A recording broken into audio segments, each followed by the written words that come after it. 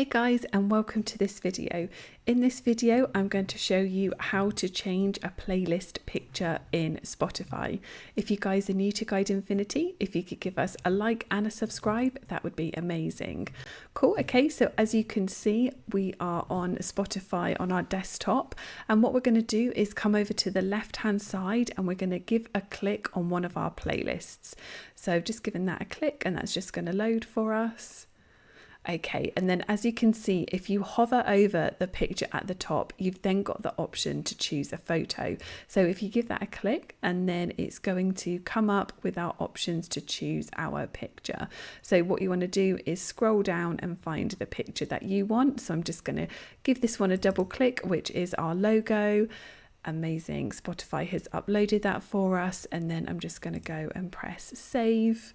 And there you go, you can see that that has now updated the picture on our playlist of the Magical 2024. And that's it guys, a super quick one for you today. I really hope that you found it useful. If you could give us a like and a subscribe, that would be amazing. Thank you so much for watching, and I'll catch you guys in the next one.